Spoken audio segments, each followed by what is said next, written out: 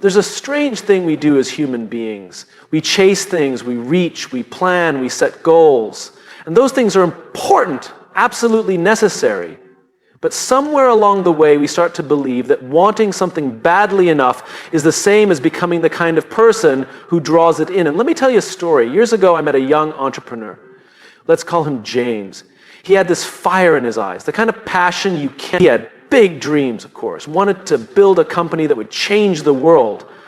He studied all the right books, said all the right things. He had vision boards, morning routines, affirmations. He was doing everything right. But here's what I noticed. Every conversation we had was about the future, about what he was going to do and become going to have. And it sounded impressive. But the team he was trying to build around him, they weren't sticking around. People would join, excited and inspired, and leave just as quickly. Investors weren't returning his calls. Something wasn't clicking. One day I asked him a question. What do you believe in right now? Not what you're chasing. What do you actually embody today? He paused, and I could see it hit him. He had been marketing a future version of himself that hadn't arrived yet. And the people around him, consciously or not, could feel the gap. He was trying to attract excellence without living it. He wanted loyalty but hadn't built trust. He wanted a winning culture but was still navigating his own insecurities. And here's the truth. People can feel that. They can feel when you're posturing, when you're trying to look like something rather than be something. The world doesn't respond to your ambition, it responds to your authenticity. We've all been in rooms with people who try too hard. They talk more than they listen. They drop names, they quote buzzwords, they flash their achievements, and yet something feels off. Something doesn't stick. Now contrast that with someone who is calm, grounded, real. They may not say much, but when they do speak, everyone listens. Why? Because we don't connect with polish, we connect with presence. And this is where a lot of us get it backward. We think if I can just appear confident, then people will trust me. But confidence isn't what draws people in its congruence. When your values, your actions, and your words are aligned, that's when people lean in. That's when trust happens. That's when connection happens. Let's take relationships, personal or professional. We say we want people who are honest, loyal, committed, but if we're still hiding parts of ourselves, being vague with our intentions, or playing games out of fear, then we're not truly ready to receive the very things we claim to want. We don't attract the ideal, we attract the familiar, the version of reality we've normalized. And the question isn't, do I want better? The question is, am I being better? You can want a deep, meaningful relationship, but if you're still avoiding hard conversations or guarding your vulnerability, you'll keep attracting surface-level interactions. You can want a world-class team, but if you're still micromanaging or withholding praise, you'll attract people who are just there for the paycheck. People aren't drawn to perfection. They're drawn to sincerity. They're drawn to people who know who they are, flaws and all, and who show up with clarity and consistency.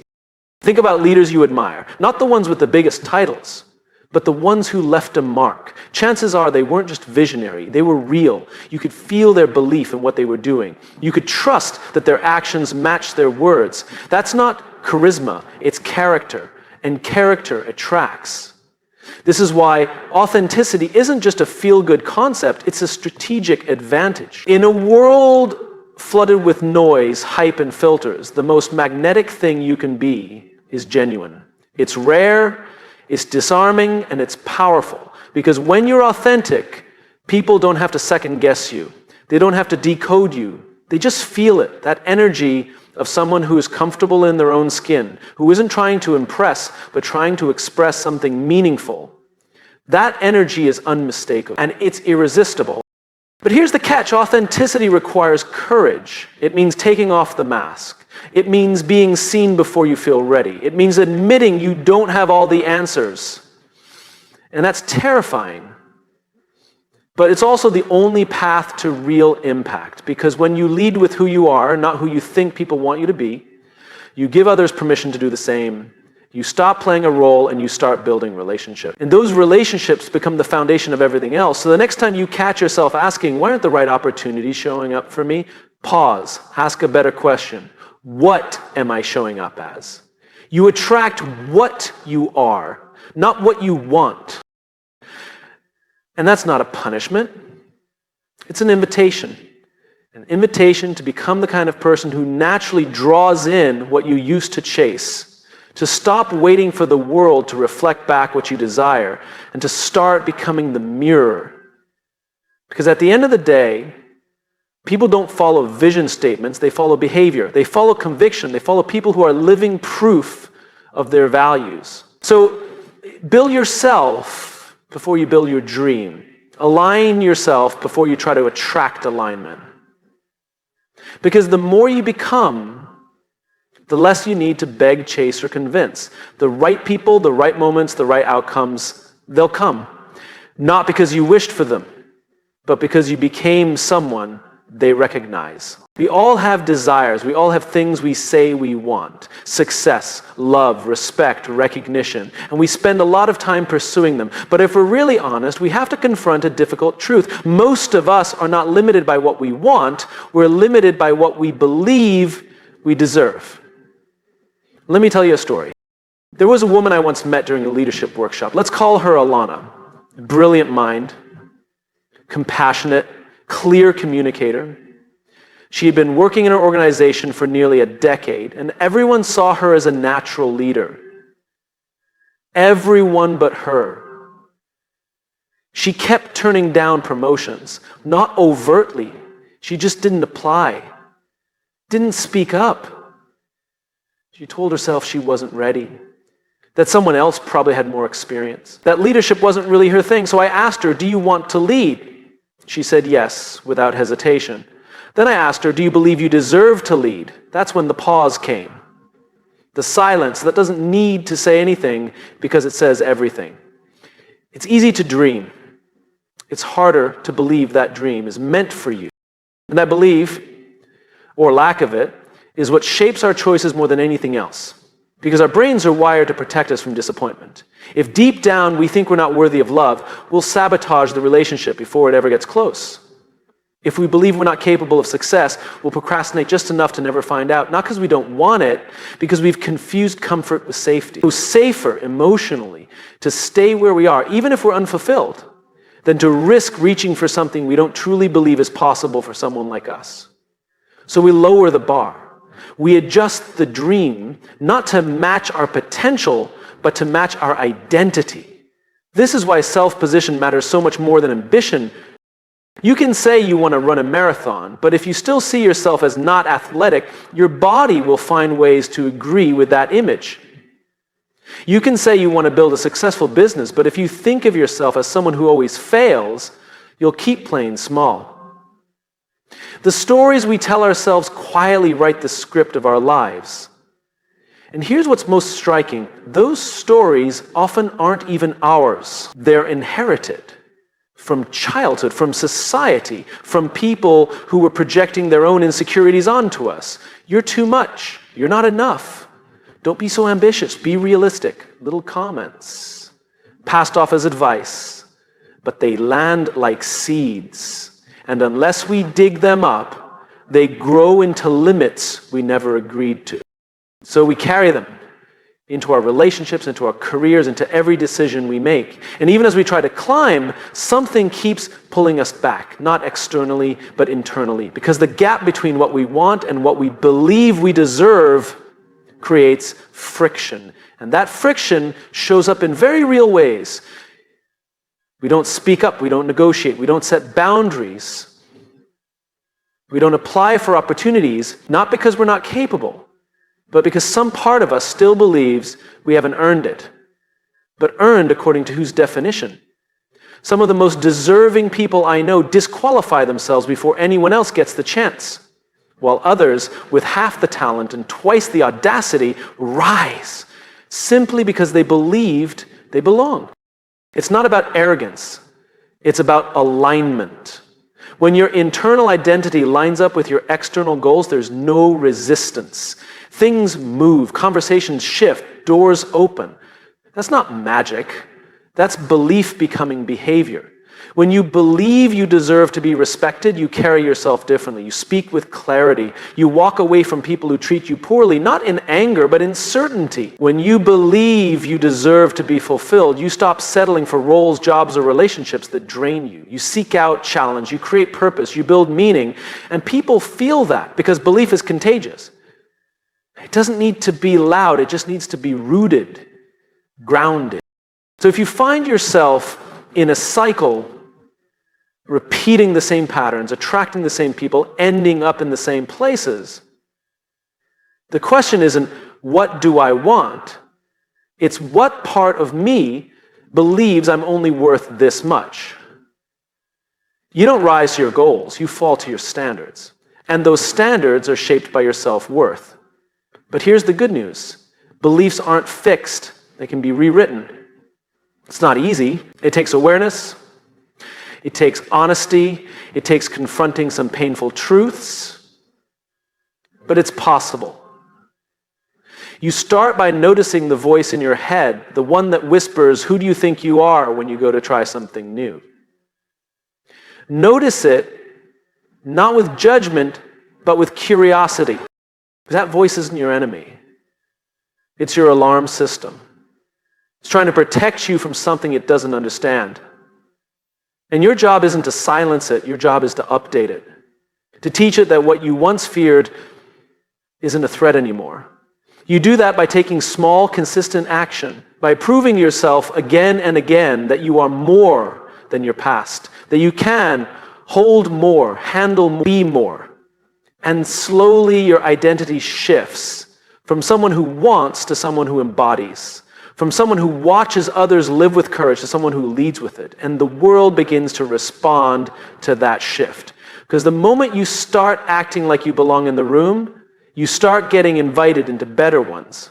Not because anything outside of you changed, but because you did. We've all walked into a room and felt something. No one said a word. No one needed to. The energy told the story. You can feel it when someone's tense. You can feel it when someone's inspired. You can feel it when someone is carrying something heavy but trying to pretend they're fine. It's the unspoken language we all understand but rarely talk about, energy. And it is more powerful than any speech, title, or presentation. There's a guy I used to work with. Let's call him Marco. On paper, he was everything a great leader should be. Smart, credentialed, disciplined. But there was a heaviness about him. Every meeting felt like something was just off. Not in what he said, but in how he showed up. People didn't feel safe around him, not because he was harsh, but because his energy was guarded, closed off. Like he was always bracing for something to go wrong. And here's what I saw over time, that energy became culture. People were cautious, they spoke less, they played defense. And the organization slowly stopped growing, not because the people weren't capable, but because the atmosphere wasn't breathable. Contrast that with someone else I met years later. Her name was Tessa. She wasn't the loudest voice in the room. She didn't have the flashiest background, but there was something about her presence. You felt more yourself around her. Like you didn't need to pretend. You felt safe, and that safety made you braver. People opened up, ideas flowed, risks were taken. Same industry, same challenges, completely different outcomes. Why? Energy. We often think influence is about charisma or confidence, but what really moves people is emotional tone. What kind of atmosphere do you create when you walk into a room? Are people relaxed? Or are they performing? Do they lean in or do they brace themselves? Because people don't just listen to your words, they respond to your state. If you're anxious, they'll tighten up. If you're grounded, they'll settle. If you're authentic, they'll relax into their own truth. And this is true everywhere, not just at work. Think about your closest relationships. Think about a friend you call when things get hard. What makes them your first call? It's not because they have all the answers. It's because they bring a certain presence. They don't make you feel judged. They don't try to fix you. They just hold you energetically in a space where you can start to heal or figure things out on your own. That's energy. We attract who we are, not just in personality, but in vibration. If you live in stress, you'll attract chaos. If you carry unresolved anger, you'll invite conflict. If you radiate calm confidence, people will trust you even before they understand you. And the thing is, you can't fake it. We all try. We try to act upbeat when we're burned out. We try to act confident when we're terrified. And sometimes we can get through the day doing that. But over time, people see through the act, not with their eyes, but with their nervous systems. Something won't feel right, because energy doesn't lie. So the question isn't just, what am I saying or what am I doing, when the deeper question is, what energy am I bringing with me? And that question matters more than we realize, because energy spreads faster than logic, faster than explanation, faster than strategy. You've seen it. One person panics and suddenly the whole room spirals. One person laughs from a place of pure joy, and even strangers can't help but smile. That's how contagious we are, which means the most important work we can do isn't always external, it's internal. If you want to lead better, manage your energy. If you want healthier relationships, look at what energy you're contributing, not just what you're receiving. If you want to attract new opportunities, make sure your energy matches the future you're asking for. There's a reason some people get opportunity after opportunity and others feel invisible. It's not always talent or luck, sometimes it's energy. People want to be around people who feel alive, not people who drain them. And being someone who brings energy doesn't mean being loud or extroverted. It means being aligned, clear, honest, present. When you know who you are, you don't need to posture. When you've done the inner work, your presence becomes a gift to others, a grounding force. But that kind of presence takes effort. It means processing your pain so you don't project it. It means regulating your emotions so you don't dump them on others. It means showing up with intention instead of impulse. You've probably heard the phrase, you are the average of the 5 people you spend the most time with.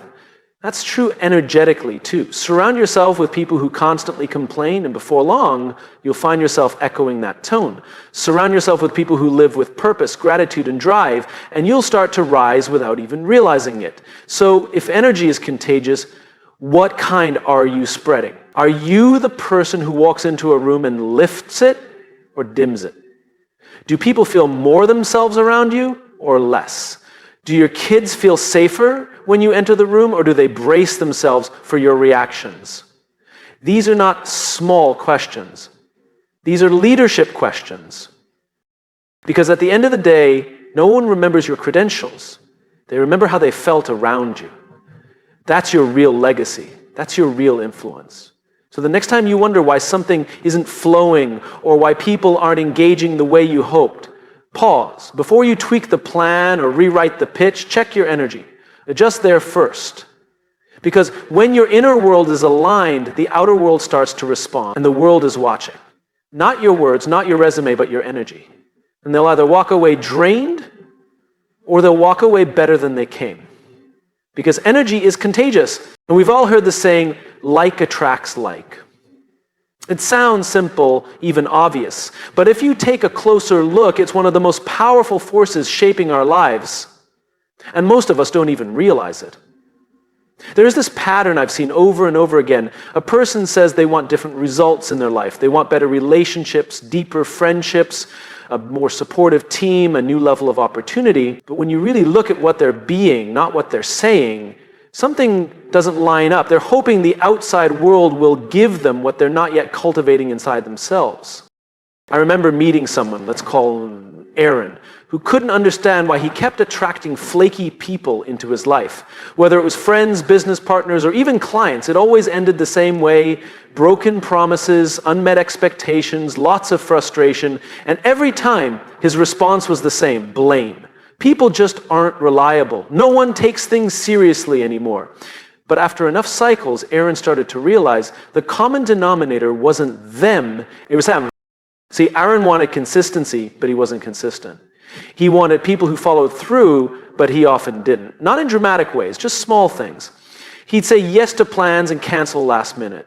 He'd commit to projects and ghost when things got hard. He never meant harm, but his actions sent a quiet message. This is what's acceptable in my world. So guess what kind of people he attracted? People who matched that frequency. People who treated commitment the same way he did. And until he changed his standard, the cycle repeated. That's how this works. The world reflects you back to you. If you're always attracting drama, ask yourself, where am I still drawn to chaos? If you're surrounded by people who don't value your time, ask yourself, how often do I protect my own boundaries? If you're constantly underappreciated, ask yourself, have I truly been recognizing my own worth or just hoping someone else will do it for me? The truth is, life tends to echo. The energy you send out, the tone of your thoughts, the clarity of your actions, the standard you set for how you treat yourself, those things become a signal. And like a magnet, that signal pulls in more of the same. We attract not just what we want, but what we are. And the tricky part is, it's not always conscious. You might think you're clear on what you deserve, but your patterns will reveal your truth. You can say you want honesty, but if you lie to avoid conflict, you'll attract people who do the same. You can say you want loyalty, but if you're quick to distance yourself when things get tough, you'll keep meeting people who leave too soon. The universe, or life, or reality, or whatever name you give it, is always responding to your alignment. And not your words, not your hopes, your state. That can sound confronting, but it's actually liberating.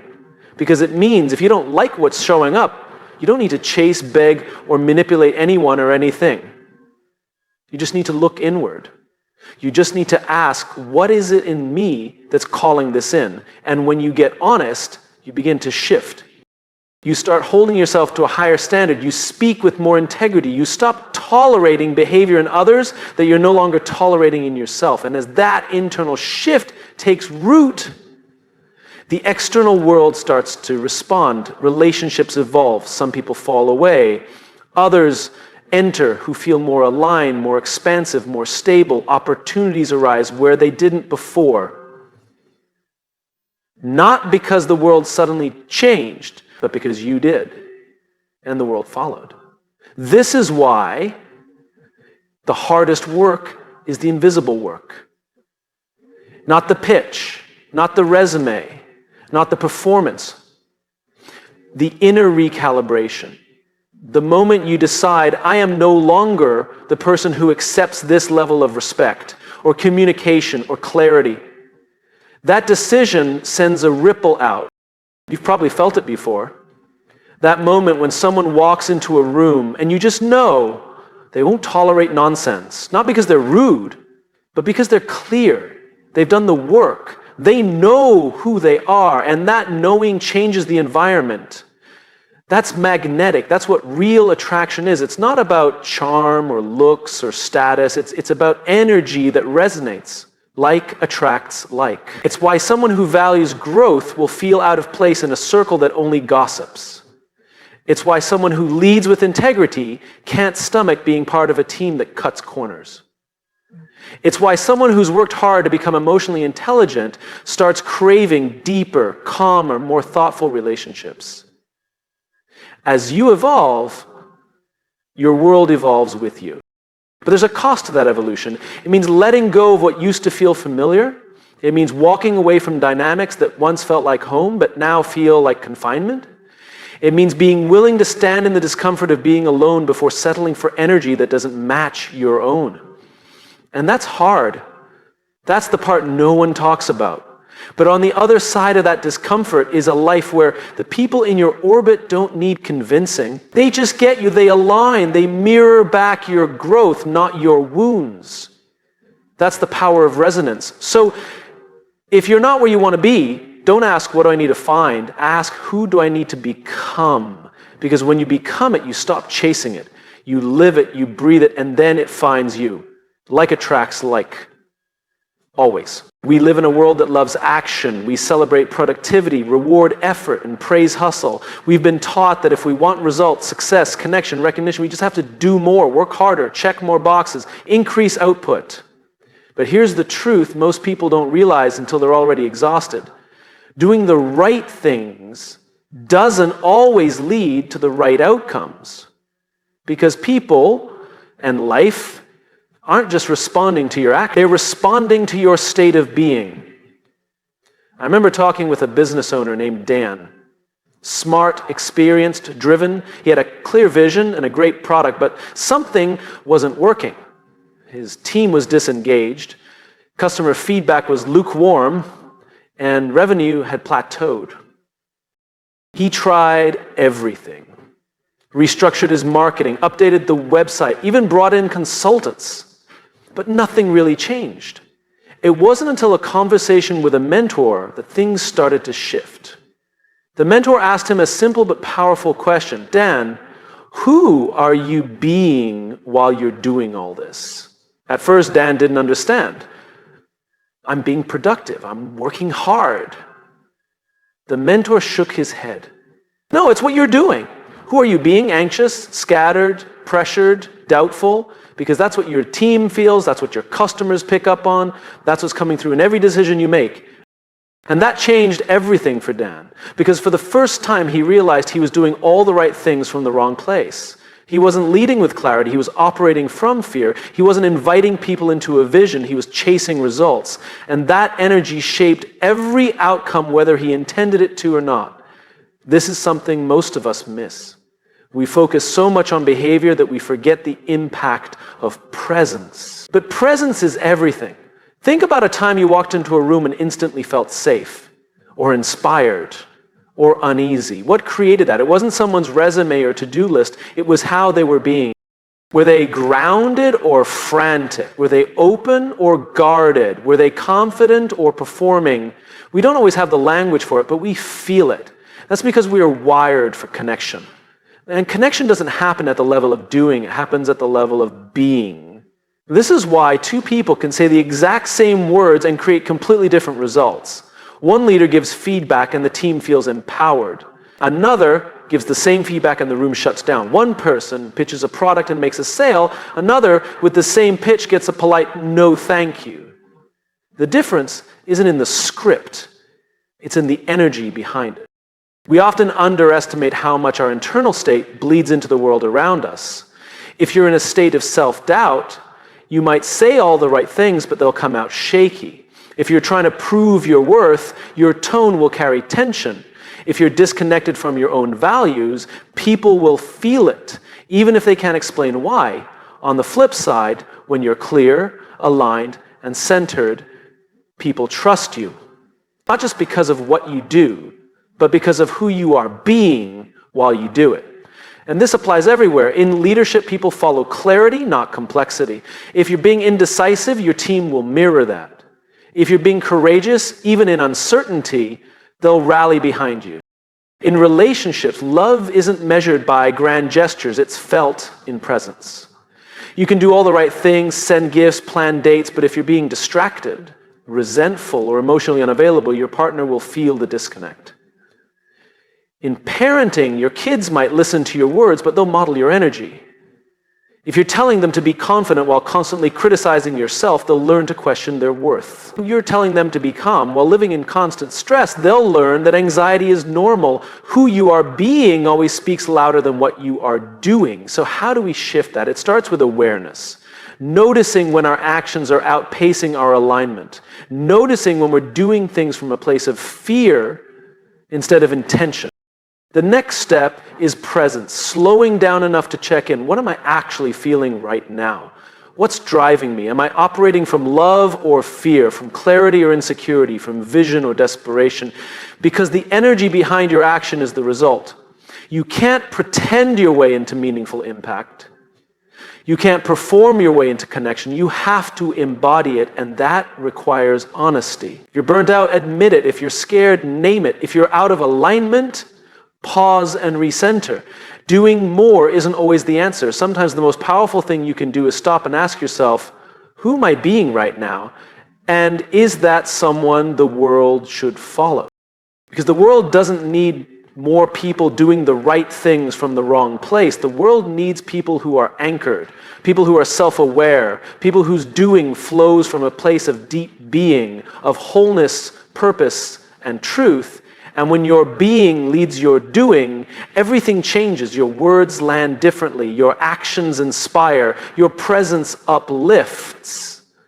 Not because you're trying harder, but because you're standing truer. That's the kind of leadership that moves people. That's the kind of energy that creates lasting change. The world is always responding to you. not your image, not your checklist, not your effort, to you, to the you underneath the doing. So don't just ask, what should I do next? Ask, who am I being while I do it?